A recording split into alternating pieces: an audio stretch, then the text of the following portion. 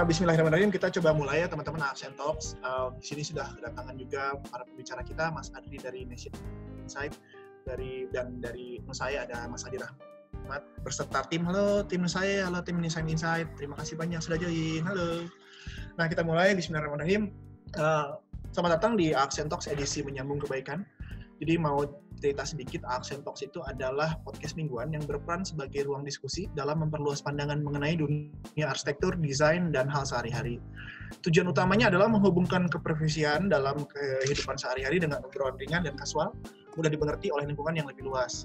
Nah, di tengah situasi krisis yang dirasakan sedunia saat ini, tuntutan untuk menjadi adaptif dan kreatif untuk tetap berkarya tidaklah surut, mengingat perlunya keterlibatan dari semua disiplin ilmu untuk berjuang bertahan di era wabah ini. Masa karantina ini memang perlu effort lebih untuk menjaga kesehatan mental, tapi juga tetap keeping up to date dengan isu-isu terbaru. Accent Talks menginisiasi program Responsible Ideas, di mana kami mengajak sahabat-sahabat dari bidang industri kreatif untuk berbagi ide dan berdiskusi sesama. Nah, nanti diskusinya kurang lebih akan berlangsung sekitar 40 menit, teman-teman. Saya coba bacakan sebenarnya semua topik menyambung kebaikannya. Efek domino yang sangat nyata sesudah keprihatinan akan health dan hygiene adalah keprihatinan terhadap dampak ekonomi yang melibatkan hampir semua sektor, dari korporasi sampai UMKM. Disrupsi ini banyak mengubah pivot pelaku usaha terkait supply dan demand yang pattern-nya banyak berubah. Pada sesi ketujuh ini, Responsible Ideas menghadirkan Mas Adi Rahmat dari Nusaya dan Mas Adri Reksaudiputro dari Nation Insight tentang inisiatif menyambung kebaikan. Sangat berbeda dengan inisiatif lain yang banyak terkait teknis donasi serta fokus terhadap alat kesehatan. Menyambung kebaikan merupakan inisiatif yang bergerak sebagai direktori yang menyambungkan para donatur dengan mereka yang membutuhkan donasi. Design thinking dan proses di belakangnya sangat menarik, makanya kita mau ulik. Di mana spirit serta fondasi kerangka berpikir ini membuka banyak kemungkinan besar ke depannya. Nah, tujuan dari diskusi ini adalah satu, memperkenalkan saya, Nation Insight, serta menyambung kebaikan. Yang kedua adalah menceritakan design thinking serta proses di belakangnya, serta mimpi dan rencana ke depannya. Yang ketiga adalah berdiskusi dengan partisipan mengenai inisiatif apa aja yang sudah menjadi insight bagi menyambung kebaikan, serta menggalang awareness mengenai inisiatif ini. Nah, kita masuk ke dalam sesi pertama. Kita persilahkan mungkin Mas Adri untuk share si materinya. Sip. Mas Adri, waktu dan kesempatan dipersilahkan. Oke, selamat datang semuanya. Halo. Jadi, seperti yang diceritain sama Yanuar tadi, ini sebenarnya inisiatif antara Nation Insight dan Nusaya. Mungkin inisiatif ini masih infancy banget, jadi awal banget gitu. Tapi justru yang menarik mungkin adalah proses desain, proses pemikiran, dan khususnya kolaborasi antara agency research Nusaya sama agency design ya. Nation sama agency design Nusaya gitu. Jadi kita bakal cerita lebih banyak tentang proses pembuatan inisiatif menyambung kebaikan ini. Dimulai dari saya akan share sedikit tentang proses insight sama strategi development sampai kita mendapatkan strategi komunikasi di balik menyambung kebaikan. Kemudian Andi akan take over sampai kita mendapatkan strategi komunikasi di balik menyambung kebaikan. Kemudian Andi akan take over, akan cerita proses kreatif yang dilakukan sama tim saya untuk develop campaign-nya gitu ya, kurang lebih kayak gitu. Tapi sebelum saya mulai, mungkin cerita dikit ya tentang Nation itu apa. Jadi Nation ini research firm, research agency, yang mana sebenarnya sebagian besar dari tim kita itu latar belakangnya nggak research, tapi dulunya strategic planner dari agency iklan atau brand strategist, atau ada juga industrial designers gitu. Cuman service kita adalah pada dasarnya adalah research and strategy. Jadi kita melakukan riset terhadap manusia dan budaya, outputnya adalah konsep produk, strategi brand, sampai ke ide komunikasi gitu. Kita nggak mengeksekusi, tapi lebih ke strategi dan ide. Klien kita sebenarnya kebagi dua, ada yang FMCG kayak Ferrero, Unilever, Kraft Heinz, tapi ada juga klien teknologi, jadi kayak Gojek, Google sebenarnya klien terbesar kita, sama beberapa companies lain kayak Traveloka dan lain-lain. Terus saya nih, ya saya sendiri sebenarnya graphic design company, studio gitu, office lah. Fokusnya terhadap environmental graphic design, terus prinsipnya itu harmoni. Kita punya pemikiran filosofi tentang harmonis sebenarnya. Gimana kita harus membuat sesuatu solusinya yang lebih harmoni terhadap environment gitu, mau environment secara tangible dan intangible, mau secara manusia, desain sama lingkungan sebenarnya. Projectnya banyaknya sebenarnya lebih respon terhadap ruang ya, dari mulai signage untuk building ya, office, terus kawasan, terus F&B gitu. Banyaknya sebenarnya buat signage untuk building sebenarnya, mungkin seperti itu. Dan emang timnya sangat kolaboratif, diverse, kayak ada produk, ada grafis, ada penulis, ada akun eksekutif, ada finance, ya maksudnya kolaboratif lah di kantor. Jadi gimana prinsip harmoni ini harus terrealisasi dalam internal juga sebenarnya, kayak gitu sih. Udah kayak kantor arsitek ya, Mas Andi? Apa? Hitam semua. Ya. Oke, kita mulai cerita tentang menyambung kebaikan ya. Jadi sebenarnya awal menyambung kebaikan itu obrolan santai antara saya dan Andi ya. Kalau nggak salah, lo duluan ya yang nelfon gue, Andi ya. Ya. Intinya kayak concern kita di awal-awal pandemi, kita ngapain ya sebagai sesama agensi lokal dan independen gitu. Sama seperti banyak orang kayaknya kita tergerak untuk mencari area di mana kita bisa berkontribusi. Cuman kontribusinya terutama di ranah yang memang masih masuk dalam keahlian kita. Jadi akhirnya kita berpikir kita mau melakukan sesuatu yang sifatnya memberi inspirasi, memberi informasi gitu ya, menggabungkan dua keahlian kita. Nah, titik awalnya itu sebenarnya waktu itu kita mencari gitu ya, apa sih yang paling penting untuk disampaikan kalau misalnya kita mau bantu untuk masyarakat dan inspirasi masyarakat gitu. Jadi dari United Nations itu sebenarnya ada open call untuk global creatives, dan itu sangat informatif, sangat berguna banget karena sebenarnya banyak banget hal yang bisa kita komunikasikan, banyak banget hal yang bisa kita share terkait dengan COVID-19.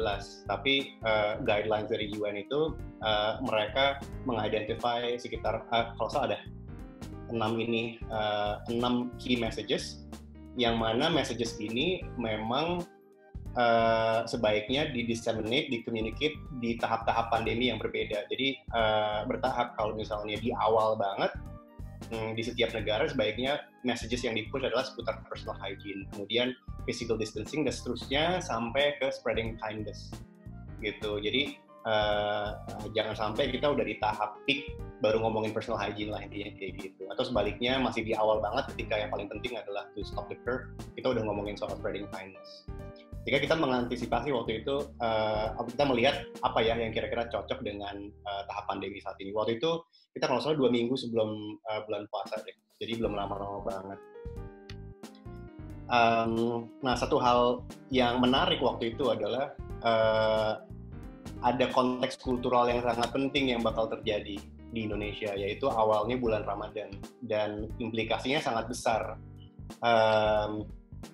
Implikasinya besar dalam artian ini adalah momen paling sosial.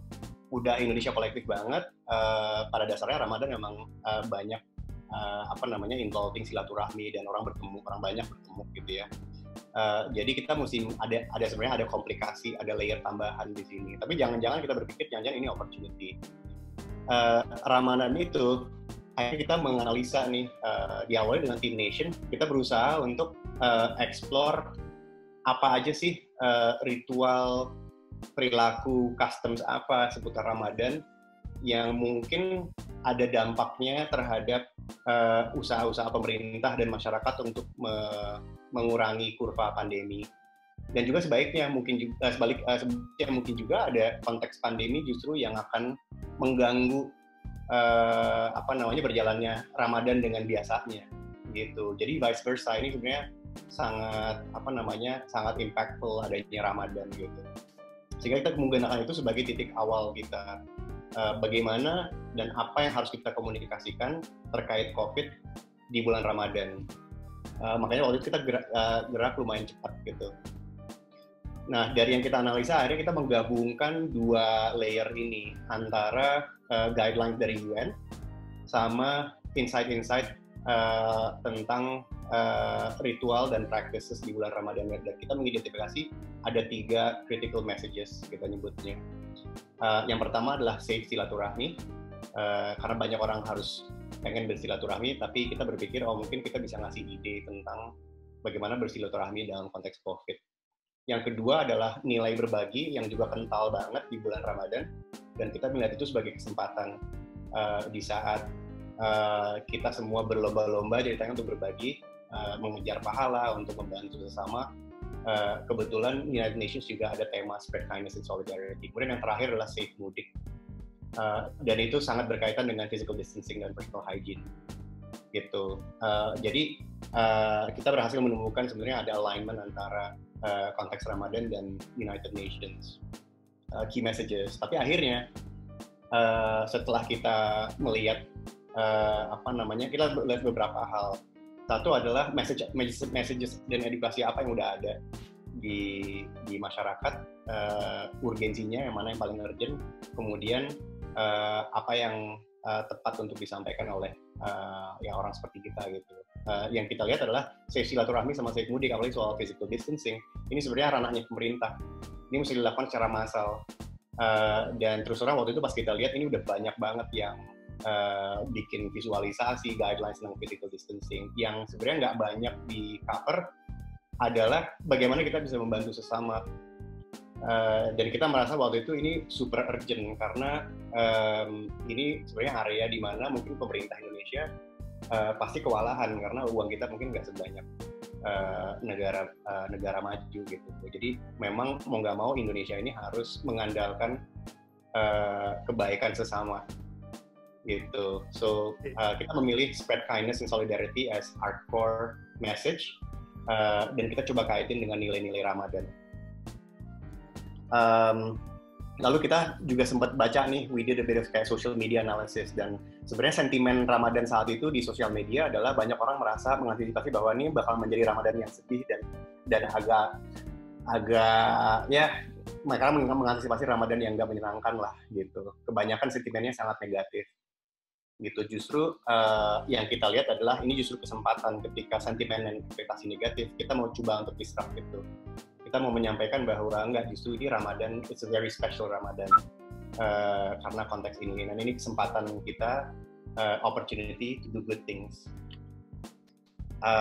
So lebih itu background pemikiran dari strategi menyambung kebaikan yang akhirnya kita menulis satu campaign brief yang nanti Andi akan bisa share apa yang implementasi dari brief ini. Jadi intinya objektif yang kita set as a team waktu itu adalah bagaimana kita bisa memanfaatkan momentum Ramadan justru untuk mendorong, menginspirasi masyarakat untuk berbuat baik selama COVID-19.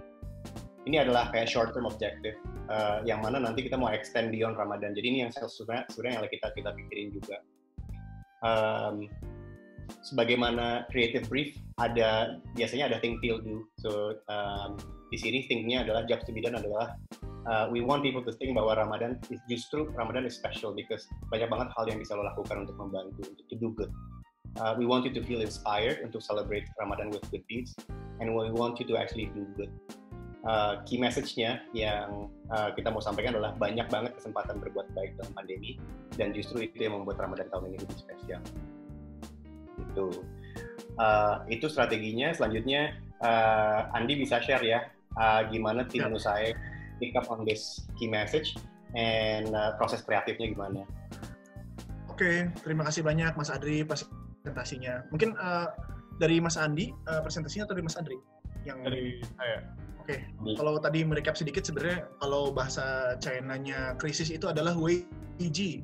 Wei Ji itu didirikan dari dua kata, Wei itu danger, Ji itu opportunity. Jadi selalu ada kesempatan dalam kesempitan. Jadi ya apa ya, menurut gue kita lihat positifnya aja. Artinya bahwa orang baik makin jadi orang baik nggak sih sekarang karena makin banyak membagi kebaikan. Nah terus untuk teman-teman yang mau bertanya, mungkin tadi ada yang beberapa penasaran ke pertanyaan dan poin-poin penting Mas Adri, boleh ditanyakan dulu di kolom chat di bawah. Nanti saya coba akan recap pertanyaan teman-teman.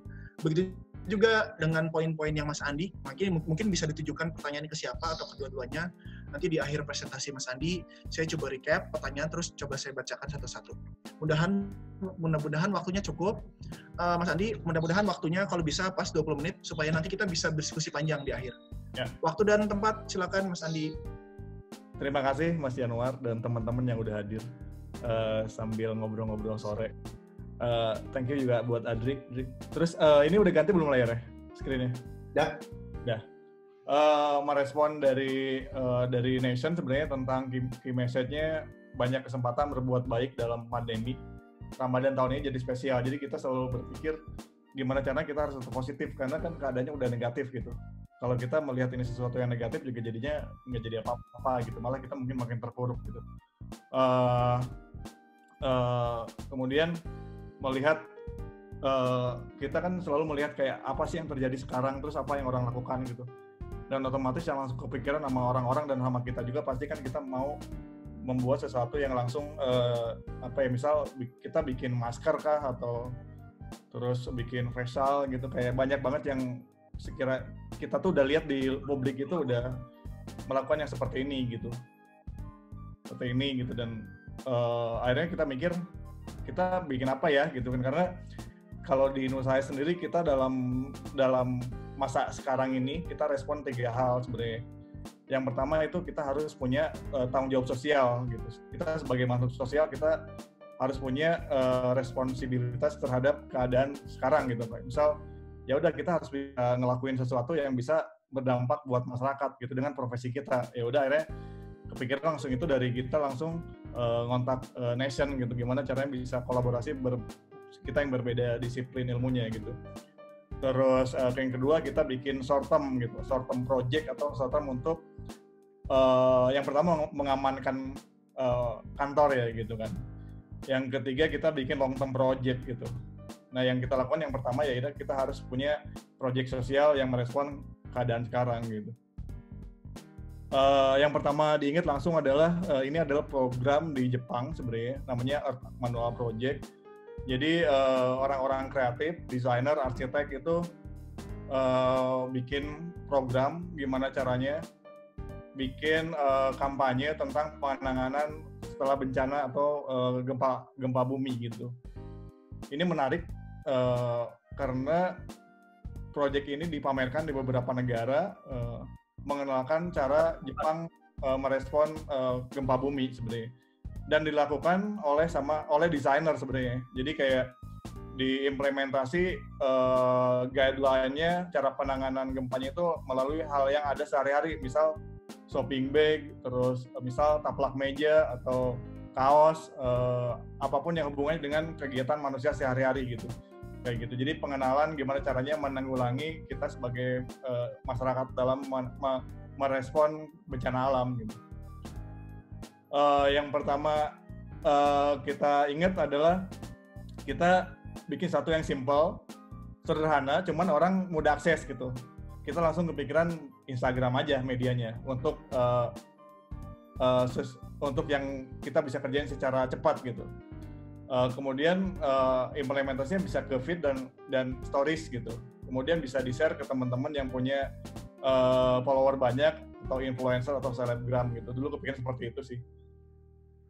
Nah, mungkin secara singkat seperti ini, kayak kita tuh di sini menampung informasi aja sih sebenarnya, sesimpel kayak gitu. Karena melihat semua orang udah bikin inisiatif project gitu, sosial project. Dan kadang saya aja sebagai personal, aduh mau nyumbang ke siapa ya gitu, kadang bingung mana informasinya gitu. Akhirnya langsung kita kepikiran setelah diskusi sama Nation kayak ya udah kita bikin sesuatu pusat informasi aja gitu. Jadi donatur tinggal datang ke Instagramnya Menyambung Kebaikan, ya pilih aja mau menyumbang apa dan mau nyumbang ke siapa gitu. Jadi menyumbangnya nggak langsung ke yang terdampak, tapi menyumbangnya ke organisasi sosial atau komunitas berbagi kayak gitu. Terus yang pertama kepikir langsung kita lihat impresinya gimana sih kalau kita lihat Instagram atau akun-akun sosial media yang ngomongin tentang kampanye gitu. Yang pasti seperti ini kok, karena pasti yang pertama dipikirkan adalah urgent, informasinya harus cepat sampai gitu. Jadi secara visual mungkin nggak terlalu banyak dipikirkan kalau kita rasa ya gitu kan. Kayak gitu. Terus dan kita pengen bikin sesuatu yang berbeda gitu. Akhirnya kita memutuskan untuk nama kampanye itu menyambung kebaikan. Nah, untuk merespon dari Ramadan ini kan tadi udah dijelasin sama Mas Adri, ada 3 poin sih. Menahan diri, silaturahmi, sama berbagi gitu. Nah, tugas kita jadinya kita lebih spesifik di bulan Ramadan, dan ada 2 hal, jadi kita merekomendasi sama jadi directory aja sebenarnya, sesimpel kayak gitu. Jadi kita pengen bikin sesuatu yang spesifik gitu, jadi nggak terlalu luas gitu, supaya dampaknya lebih kerasa. Tujuannya sih seperti itu. Terus ini keywordnya berbagi, komunal, sama meriah, karena bulan Ramadan itu kan untuk Indonesia itu adalah sesuatu bukan masalah tentang keagamaan, tapi udah tentang kebudayaan. Jadi banyak kegiatan-kegiatan di Indonesia itu yang sifatnya bukan lagi keagamaan, tapi kayak ngabuburit, terus berbagi ke panti asuhan gitu. Itu kan udah bukan dari kegiatan Ramadan ya, tapi udah kebudayaan gitu. Kayak gitu. Terus seperti ini. Jadi sangat dikhawatirkan di era COVID ini kayak makin mudah menyebarnya dengan kegiatan-kegiatan kebudayaan di bulan Ramadan gitu, kayak buka bareng, terus sahur on the road, karena ini sangat erat dengan berkumpul banyak orang gitu,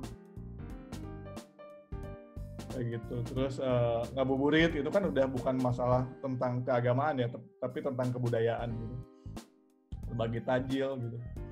Terus akhirnya kita harus punya identitas yang bisa merepresent kampanye ini. Idenya seperti ini, sebenarnya sesimpel menyambung kebaikan sebenarnya antara orang dan orang lain, satu orang dan orang lain gitu. Ini logonya, sebenarnya banyak opsi waktu itu, lumayan banyak studinya sebenarnya, dan ini yang dipilih. Terus dan bagi kami adalah visual impresi itu sangat penting gitu. Gimana visualnya memorable, kampanye ini jadi memorable, orang jadi ingat. Kita bikin something yang unik. Ini adalah visual impresi yang pengen kita capai sebenarnya. Kalau kita ngomongin tentang kampanye ini tentang corona atau COVID gitu, dengan Ramadan gitu. Kalau kita cuma ngomongin Ramadan, kayaknya sama aja dengan kampanye-kampanye lainnya bulan Ramadan di era bukan corona gitu kan. Akhirnya kita ngangkat dari visual dari virusnya sebenarnya, gimana ini bisa ditranslate ke berbagai implementasi desainnya. Langsung kita coba kemungkinan barunya seperti apa. Dan yang kepikiran di sini adalah kita nggak mungkin menggunakan foto, karena membuat produksi foto dalam waktu cepat itu kayaknya sulit gitu. Dan juga untuk budget untuk bikin foto juga nggak kecil ya gitu. Akhirnya kita memutuskan gimana caranya dalam kampanye ini kita nggak menggunakan fotografi, karena bakal sulit. Misal kita ngambil foto-foto yang ada di publik, tapi mungkin kualitasnya nggak terjaga ya, ada yang bagus, ada yang enggak gitu. Terus secara foto juga mungkin nggak akan semuanya bisa nyampe pesannya gitu. Makanya kita bagaimana menyampaikannya dengan ilustrasi gitu, seperti itu. Bagaimana visual dari yang lebih abstrak, lebih fluid itu kita ambil gitu. Gimana pesannya bisa nyampe dengan infografik atau ilustrasi yang lebih informatif gitu. Akhirnya karena kan informasinya berhubungan dengan manusia ya, kita akhirnya bikin sesuatu yang ilustrasi yang menggambarkan kegiatan manusia gitu, dalam berbagi, dalam melakukan kegiatan sehari-hari gitu dalam era COVID-19 ini gitu. Nah, ini visual impresi yang pengen dicapai dari yang tadi di belakang mood board-nya sebenarnya. Tapi ternyata ketika emang cuman abstrak atau lebih monokrom itu agak sulit membagi informasinya. Akhirnya kita bagi ke beberapa warna gitu. Jadi ada yang terkait dengan informasi tentang donasi, itu warnanya hijau misalnya. Silaturahmi ngomongin warnanya biru gitu. Mas Andi, maaf memotong 10 menit lagi ya. Ya. Ya kira-kira kita bagi juga organisasi informasinya supaya mudah dalam orang melihatnya gitu. Oh, kalau biru ternyata informasi untuk tentang silaturahmi gitu.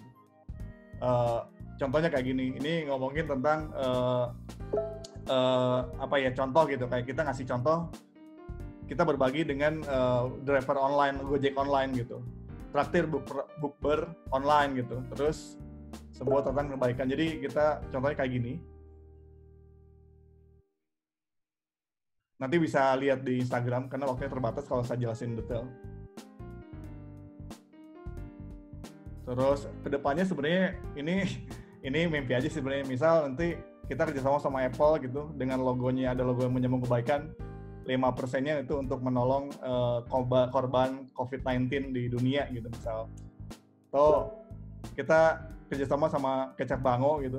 Kita covernya desainnya kita redesign dengan tema menyambung kebaikan. Jadi penjualan Kecap Bango yang seri ini 5%-nya untuk membantu korban COVID-19 di Papua misal atau di Jakarta gitu. Terima kasih. Wih, singkat banget Mas Andi. Karena waktunya terbatas. Oke, siap. Bentar ya. Ini saya coba recap dulu pertanyaan dari teman-teman. Itu menarik banget Mas Andi. Tadi saya lihat yang mikroba itu yang sketsa. Jadi yang kiri sketsa mikroba, yang kanan foto-foto asli virus coronanya. Itu yang mikroba dari mana ambil gambarnya Mas Andi? Itu sebenarnya dari master plan-nya Junya Ishigami. Oh, oke. Master plan untuk apa ya? Wabah atau gimana? Bukan, itu proyek arsitekturnya dia di mana saya lupa tempatnya. Jadi waktu itu nyari visualnya lebih organik gitu.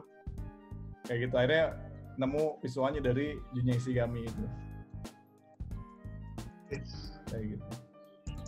Silakan teman-teman kalau misalnya udah ada mulai pertanyaan ya. Tadi materinya sangat menarik dan sangat padat.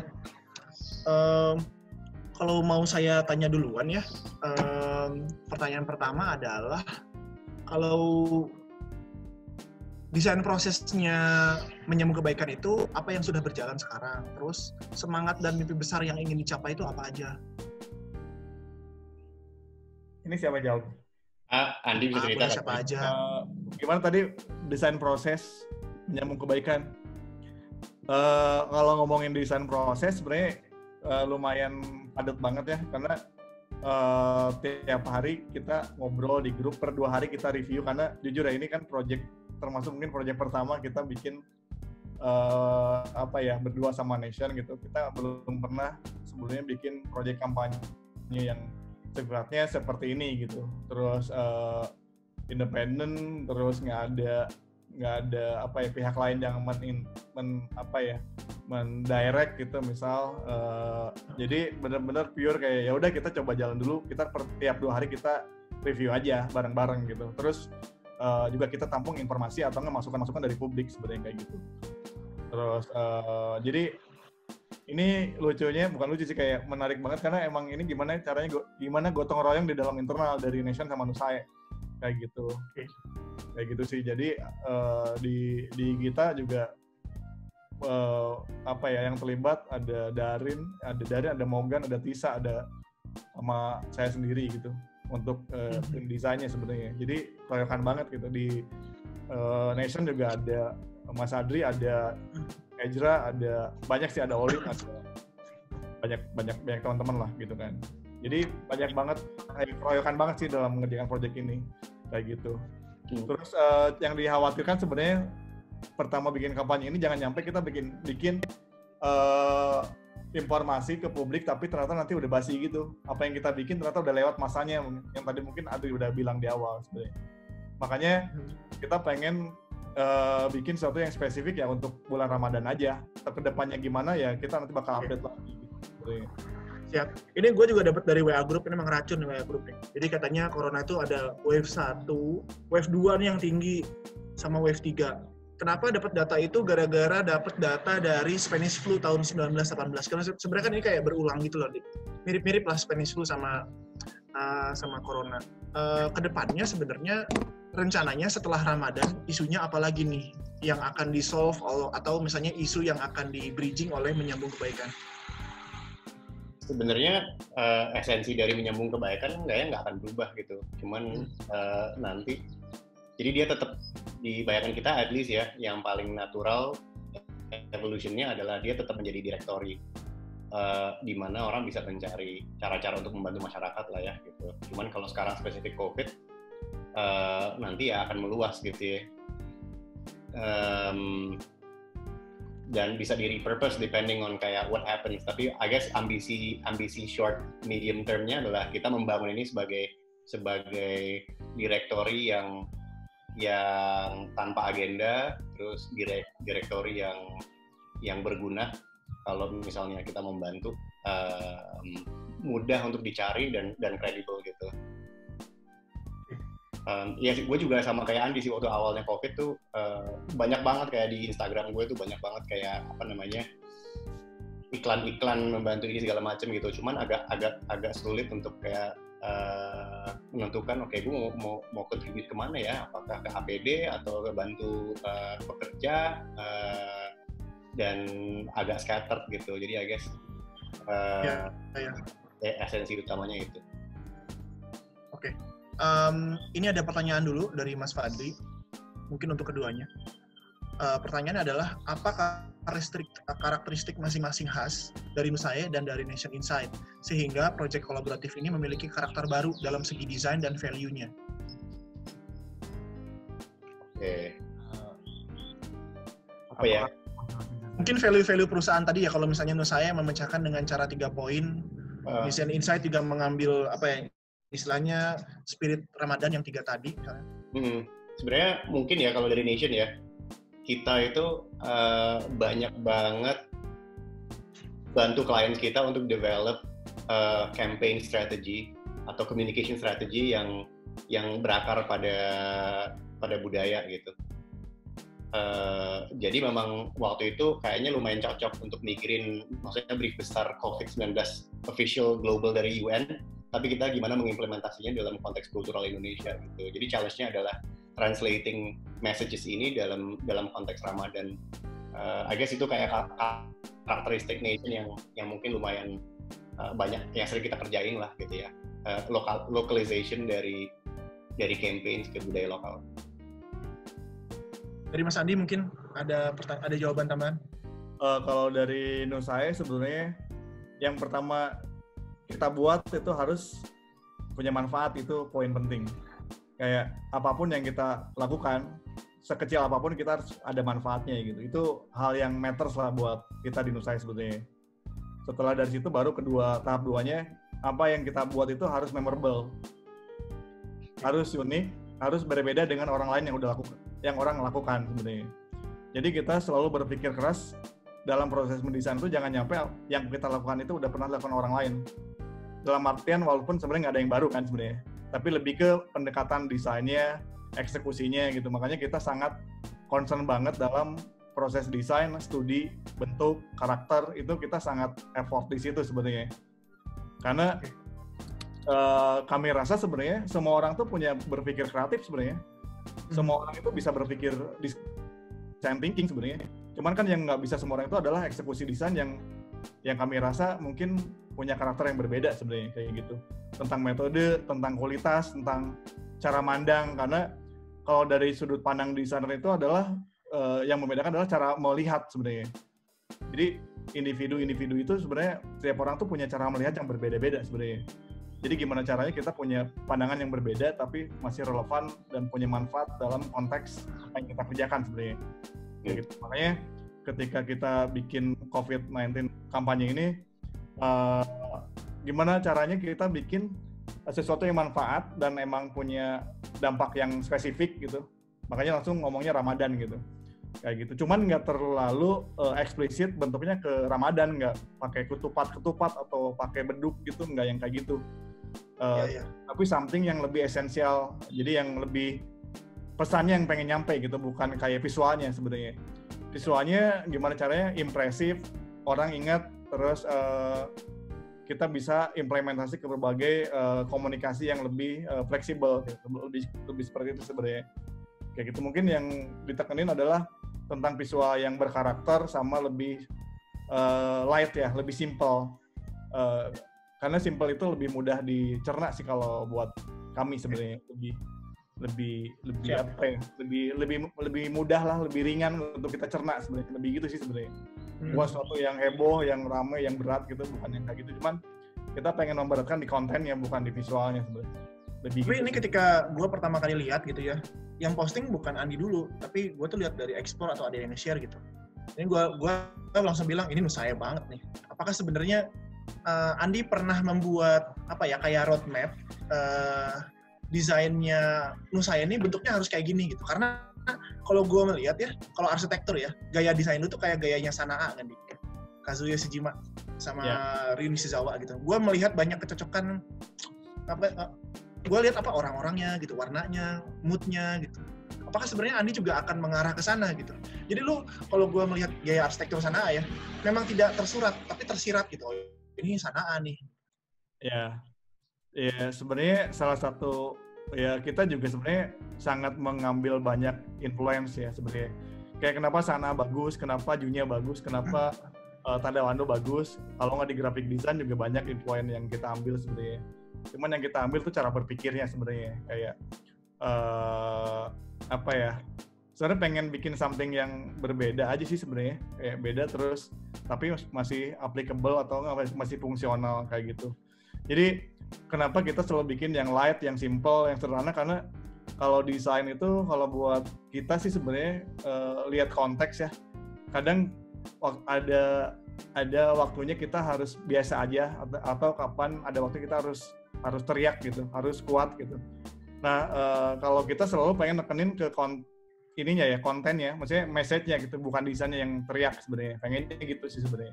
Oke. Jadi kita selalu pengen nonjolin kontennya, pesannya nih apa yang mau kita sampaikan, bukan desainnya sebenarnya. Kayak gitu. Mungkin lebih gitu. Ini gue ada pertanyaan dulu ya sama buat Mas Adri. Mas Adri, ini kan lagi banyak isu normal yang baru, mungkin bukan peradaban yang baru yang lebih adaptif gitu. Gue melihat bahwa Nation Insight ini banyak memiliki research tentang culture. Seperti apa kira-kira dinamika culture atau antropologi manusia setelah corona? Itu kayaknya pertanyaan semua orang sih. Karena gue juga nggak tahu jawabannya apa. Tapi itu ya sebenarnya ini pertanyaan besar yang juga kita lagi pikirin sekarang. Mungkin sekarang ini udah mulai lebih mudah untuk memprediksi apa yang akan terjadi dibanding mungkin 1-2 bulan yang lalu, karena kalau berusaha memprediksi kita mesti lihat perkembangan epideminya dan perkembangan ekonomi. Jadi faktor makro yang sebenarnya kita ambil sekarang sebagai acuan utamanya adalah epidemi dan ekonomi. Dan kalau lihat dari konteks Indonesia, ini mungkin karena kita nggak bisa lockdown 100%, ini akan menjadi extended, rasanya jadi extended impact-nya kan ke Indonesia. Agak lama lah gitu, tapi mungkin lockdown setengah-setengah gitu ya. Nah baru segitu doang sih, lebih mikirin kayak recovery-nya nggak akan sudden gitu ya. Banyak orang yang mikir kalau kurvanya kayak V-curve, will have a very intense period of change, tapi kita akan cepat lupa gitu. Tapi kayaknya di Indonesia enggak. Jadi dampaknya ke dinamika sosial, tentang ritual-ritual sosial segala macam itu pasti yang akan besar banget. Siap. Gue lihatnya ada beberapa pertanyaan nih agak mirip sih, Januar. Mau dijawab nggak yang di chat nih? Boleh. Mau jawab yang mana dulu kira-kira biar nyambung, Mas Adri? Ini kayaknya 3 hal ini agak mirip. Jadi ini pertanyaannya, apakah program ini hanya akan eksklusif untuk perayaan Hari Raya? Enggak, justru kita dikaitkan dengan Ramadan karena kebetulan. Tadinya nggak ada niatan untuk dikaitin ke Ramadan, cuman kebetulan karena kita mau develop sesuatu untuk pandemi, dan kebetulan masuk di masa COVID, masuk di Ramadan. Jadi yang pasti nih perkembangannya nggak akan ada kaitannya dengan Hari Anak atau Hari Bumi atau Labor Day atau nggak seasonal gitu. Dan sebenarnya terkait dengan kayak 2 pertanyaan lagi, apa rencana kedepannya agar program menyambung kebaikan ini dapat mendapat perhatian publik lebih luas? Kemudian apakah I guess yang mesti dikasih konteks kalau di design thinking ini kita lagi live prototyping ya. Ini bukan baru mulai jalan sekitar 4 minggu yang lalu gitu. Kemudian langsung kita launch. Jadi kita lagi belajar banyak dari prototype awal ini dan lagi iterasi gitu. Sehingga mungkin yang banyak bisa kita share adalah ya proses kreasinya ini. Tapi hasilnya masih dalam proses gitu. Dan kita berusaha untuk shaping ini post Ramadan kayak apa ya gitu. Tapi yang pasti kayaknya esensi dari direktorinya nih tetap akan dilanjutin. Siap. Nah ini gue mau nambahin pertanyaan mungkin nyambung sama dari Mas Matthew Lim. Tadi kan gue lihat channelnya hanya baru Instagram. Instagram itu ada stories, ada feed gitu ya. Mungkin disambungkan dengan pertanyaan yang sudah ada dari Matthew Lim. Apa rencana ke depannya agar program Menyambung Kebaikan ini dapat mendapat perhatian publik yang lebih luas? Apa rencana kita, Di? Sebenarnya itu yang selalu kita diskusikan. Pakai Snapgram mungkin nih, Anya Geraldine mungkin, yang lebih biar impact-nya lebih luas mungkin. Mungkin ya. Sebenarnya rencana ke depan kita bakal nge-engage brand-brand yang ada di Indonesia sih sebenarnya. Ya, untuk misal tadi yang Kecap Bango, ya kita datang ke developer gitu. Developer Indonesia, kita kirim proposal Menyambung Kebaikan, gimana kita bikin produk atau yang punya ada manfaat atau enggak ada menyumbang berapa persen dari produk itu yang terjual misalnya gitu. Terus nanti kita kerjasama sama yayasan, misal yayasan Jantung Sehat atau enggak yayasan Orang Tua Asuh atau apalah gitu, kayak gitu. Jadi kita bakal ketemukan brand-brand dengan organisasi sosial gitu sih rencananya kayak gitu. Jadi kita konsisten di kata menyambungnya ya, menyambungkan kebaikannya itu sebenarnya. Menyambungkan manusia. Ya, kita mau bikin kita bakal kebaikan. Ya, kita bakal. Jadi ada penjual, ada maklar, ada penerima, ya nggak? Exactly. Berarti maklar di sini fungsinya non profit apa not for profit deh? Untuk sekarang ya non profit gitu. Kita non-profit ya. Sosial gitu.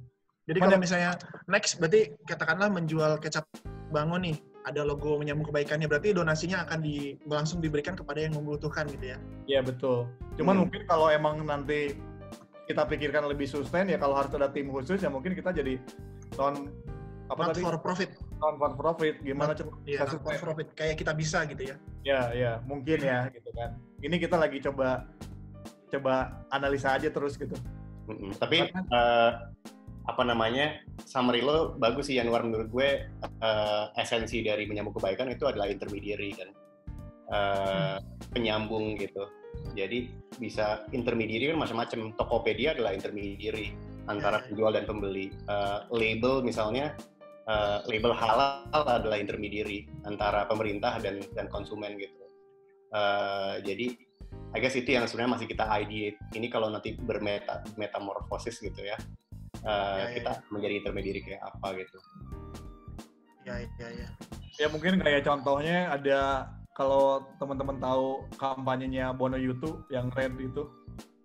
Jadi produk-produk yang emang kerjasama sama Red Campaign itu berapa persen untuk disumbangkan ke pengidap AIDS di Afrika ya, perempuan, ibu-ibu sama anak gitu. Jadi kurang lebih gitulah contohnya. Terus apalagi Dri yang kemarin tuh yang tadi kita bahas, yang label apa namanya? Trade. Ya, kayak fair trade label. Fair trade. Macam-macam lah gitu. Jadi maksudnya Instagram ini adalah platform kita untuk belajar tentang si Menyambung Kebaikan ini dan dari respon masyarakat segala macam ini kita akan lihat ini bisa dibawa kemana gitu. Mungkin ada masukan mungkin dari yang lain-lain. Ya. Ini masih ada beberapa pertanyaan, saya coba sambung dulu ya Mas Adri. Izin. Dari ini pertanyaan yang agak teknis sedikit ya Andi ya. Mumpung udah sore ini nggak apa-apa biar agak panas nih. Dari Nadia WP. Mau tanya untuk saya sendiri, mengapa sering menerapkan visual transformation sebagai desain metodenya? Apakah ada alasan tersendiri? Transformation di sini gimana ya? Mungkin ya misalnya tadi dari bakteri jadi orang gitu. Terus kalau logo lain Yumaju misalnya, Yumaju tuh ada senyumnya jadi senyum orang gitu. Ini dari tanggapan netizen nih, apakah benar apa enggak? Jadi kalau salah ya disangkal aja gitu, nggak apa-apa. Ya bisa dibilang ya sangat benar gitu, karena kita selalu pengen bikin something ya desain itu yang nggak vulgar ya, jadi yang lebih apa ya, lebih persuasif atau enggak lebih elegan aja gitu, bukan eksplisit gitu. Karena apa ya, justru serunya di situ. Jadi kita bikin satu jangan vulgar, lebih apa ya, lebih dihiperbola kah, atau lebih mencari kemungkinan baru dari hal yang udah kita lihat sehari-hari gitu. Karena apa ya, kalau dari sudut pandang desainer kan sebenarnya ya mencari hal baru itu udah bukan yang asing ya. Jadi kayak dari hal-hal sederhana yang kita lihat sehari-hari itu bisa jadi sesuatu yang menarik sebenarnya. Tapi sejauh mana kita explore sebenarnya kayak gitu. Ya. Itu sih sebenarnya. Jadi emang penting banget kalau sebagai desainer itu harus explore banyak hal sebenarnya. Jadi mencari hal-hal yang emang walaupun mungkin yang kita buat juga belum tentu orang lain nggak kepikiran ya. Tapi setidaknya kita udah berpikir yang lebih jauh gitu, kayak ya kemungkinan samanya mungkin sedikit gitu, walaupun pasti ada yang sama gitu. Kayak gitu. Jadi ada interupsi dari Mas David, Interkona Architecture. Mungkin bukan vulgar istilahnya, tapi tidak harafiah. Setuju nggak, Mas Andi? Ya. Setuju ya? Ya. Setuju. Terima kasih masukannya. Terima kasih, Mas David. Kayak gitu sih. Mungkin ya tidak harafiah lah gitu. Kayak gitu. Oke. Jadi ya tadi mungkin ada garis merahnya, lalu sebenarnya Mas Andi juga tidak menampilkan bahwa memang itu adalah salah satu cara supaya idenya lebih mudah diterima. Karena pertanyaan gue juga sama nih, itu apaan yang kayak bulat-bulat? Itu kayak mikroba. Oh ternyata bener, mikroba beneran. Atau virus. Oke. Pertanyaan lagi ya, mungkin bisa dijawab sama Mas Adri. Pada umumnya, kebaikan itu identik dengan ketulusan pada konteks maksud dan tujuannya. Gimana sarannya agar kita bisa membagi porsi antara impact, value, dan threat saat kita berusaha mewujudkannya dalam kondisi keterbatasan? Karena mungkin setiap program punya perlu cost production yang disiapkan. Ini pertanyaan dari Kiki Rizky Cahyana. Bisa diulang nggak? Oke. Pertanyaan adalah gimana sarannya agar kita bisa membagi porsi antara impact, value, dan threat saat kita berusaha mewujudkan dalam kondisi keterbatasan. Karena mungkin setiap program production cost yang disiapkan. Jadi mungkin ketika di saat serba terbatas gini, mungkin kebaikan yang di-share itu bukan hanya berupa makanan, APD gitu ya. Mungkin semangat-semangat atau poster-poster yang bagus yang menarik secara visual pun sebenarnya itu adalah dukungan bagi orang-orang yang terimpact. Iya, sebenarnya benar juga kayaknya di konten kita ya, Andi ya. Kebaikan yang kita share atau yang kita promote itu bukan hanya finansial. Jadi bisa juga kind gestures gitu. Bisa apa aja. Atau sebagian dari konten kita kayaknya yang kita akan kembangin yang nggak hanya menyalurkan ke NGO dan lain-lain gitu. Jadi memang itu ya pertanyaannya ya. Artinya ya, betul. Sekarang lagi susah, kita mau bantu juga susah kali ya. Maksudnya takaran masing-masing gitu kan ya. Iya. Jadi mungkin kalau orang kaya nggak butuh dibantu secara uang gitu. Dengan jokes mungkin atau dengan hiburan-hiburan atau visual yang nikmat gitu di Instagram. Iya. Benar juga sih. Gue sih ngeliat itu lebih sebagai input sih, bukan pertanyaan. Justru kayaknya ide bagus. Jangan-jangan kita mesti meredefine kebaikan itu nggak hanya sesuatu yang tangible gitu, tapi bisa juga menyambung kebaikan emosional gitu. Mungkin itu evolusi berikutnya, menyambung kebaikan kali ya. Iya. Sama sebenarnya. Di saat kan kita di sosial media ditakut-takutin ya dengan data, dengan hoax, dengan isu agama, isu rasialisme gitu. Ya ketika kan bener juga sih di riset lu tuh bener-bener bagus, karena kalau menurut gue Instagram itu isi tentang foto. Tapi ketika dikasih link gitu ya, menyambung kebaikan grafis, lucu grafisnya. Ya itu menjadi kebaikan buat dari lu ke buat diri sendiri gitu. Sebenarnya karena apa ya? Kita juga melihat diri kita sendiri ya, teman-teman lah kita. Kalau kita nyumbang uang, mungkin uang kita bisa habis sih sebenarnya. Karena uang kita juga nggak banyak gitu kan, terbatas lah gitu. Makanya bikin kampanye ini tuh ya udah mungkin kita bisa bikin something yang sustain gitu. Justru dengan bikin menyambung kebaikan ini lebih besar daripada uang yang kita punya gitu manfaatnya. Itu aja sih. Kayak gitu.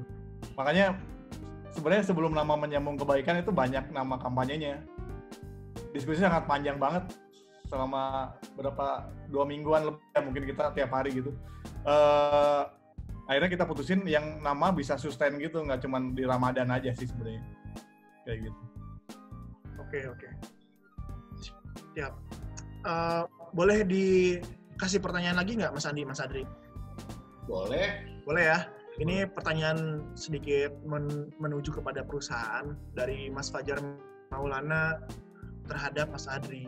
Nation Insight kan bergerak di brand development. Selain ke grafis atau output komunikasinya, apakah strategi bisnisnya juga dibedah?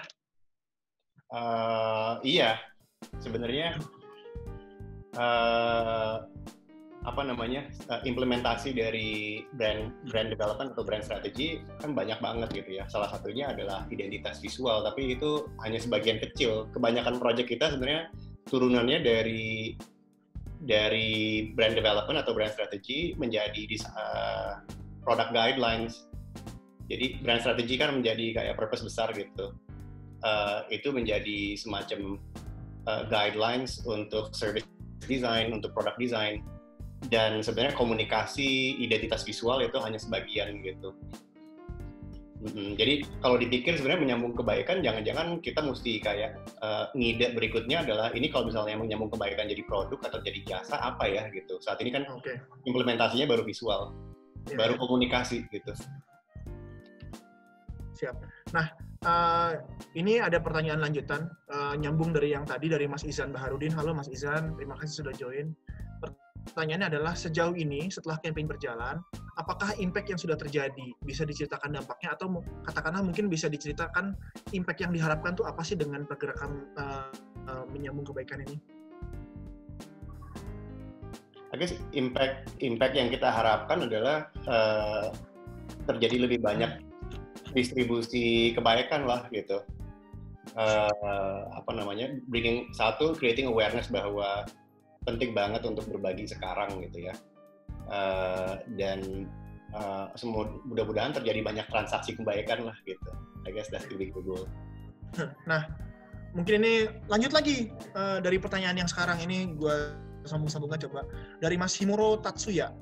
Pertanyaannya adalah, mungkin ini agak di luar konteks, tapi bagaimana jika terlalu banyaknya donasi, ini malah menjadikan mental meminta. Ini dan menempel jadi atribut. Bagaimana proses kurasi donasi yang dipilih? Sebenarnya ini kan kita juga bukan kita kan nggak tahu ya sebanyak apa yang donasi lewat menyambung kebaikan, karena kita di sini hanya menyambungkan.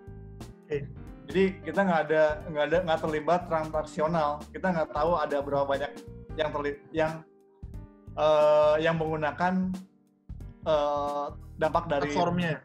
Ya, karena kita cuma ngasih tahu link-link organisasi sosial yang membuat kampanye sosial untuk membantu orang. Kita nggak tahu gitu. Jadi kita nggak tahu siapa aja yang menyumbang ke siapa gitu. Jadi kita hanya mengumumkan informasi aja kayak gitu. Terus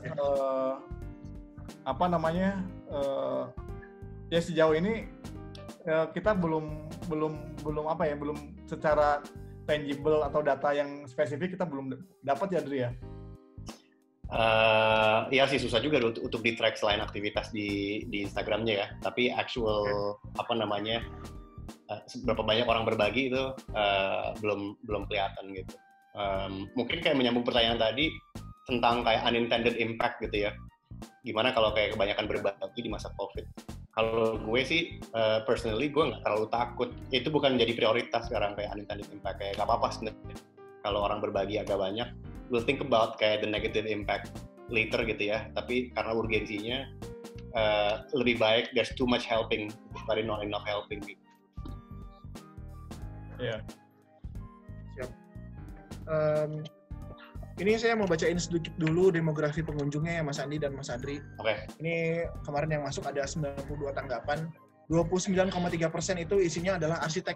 Jadi pembicaraan ini masih diminati oleh arsitek. 34,8% diminati oleh mahasiswa. Lalu